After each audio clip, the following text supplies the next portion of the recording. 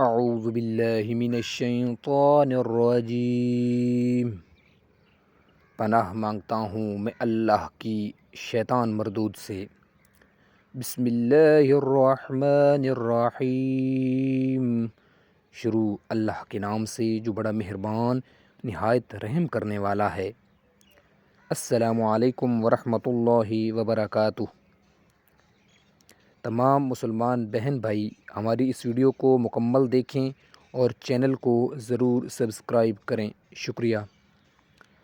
حدیث شریف، حضرت اسامہ بن زید رضی اللہ تعالی عنہ بیان کرتے ہیں، رسول اللہ صلی اللہ علیہ وآلہ وسلم نے فرمایا، میں اپنے بعد مردوں کے لیے عورتوں سے زیادہ مضر کوئی فتنہ خیال نہیں کرتا۔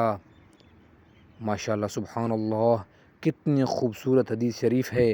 اللہ تعالی ہمیں نیک عمل کرنے کی توفیق عطا فرمائے، آمین ثم آمین، اور ہمیں حضور پاک صلی اللہ علیہ وسلم کی تعلیمات پر عمل کرنے کی توفیق عطا فرمائے، آمین ثم آمین۔ یہ حدیث مشکوٰۃ المصابیح حدیث نمبر 3085 ہے۔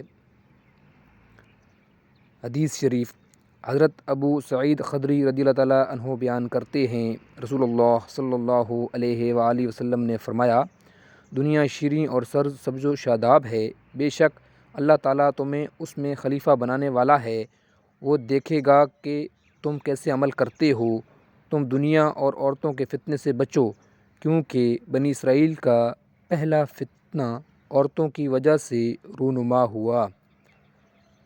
اللہ تعالیٰ ہمیں نیک عمل کرنے کی توفیق عطا فرمائے، آمین ثم آمین۔ یہ حدیث مشکوٰۃ المصابیح حدیث نمبر 3086 ہے۔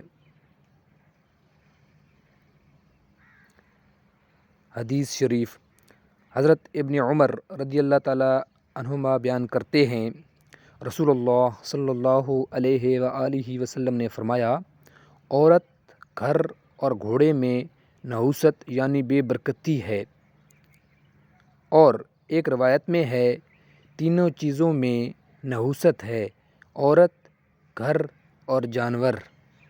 اللہ تعالی ہمیں ہر قسم کے فتنے سے محفوظ رکھے، آمین ثم آمین۔ نیک عمل کریں، اپنے بچوں کو، اپنے گھر والوں کو بھی نیکی کی تعلیمات دیں۔ اللہ تعالی ہمیں نیک عمل کرنے کی توفیق عطا فرمائے۔ یہ حدیث مشکوٰۃ المصابیح حدیث نمبر 3087 ہے۔ حدیث شریف، حضرت معقال بن یسار رضی اللہ تعالی عنہ بیان کرتے ہیں، رسول اللہ صلی اللہ علیہ وآلہ وسلم نے فرمایا، شوہر سے زیادہ محبت کرنے والی اور زیادہ بچوں کو جنم دینے والی عورتوں سے شادی کرو، کیونکہ میں تمہاری کثرت کی وجہ سے دیگر امتوں پر فخر کروں گا۔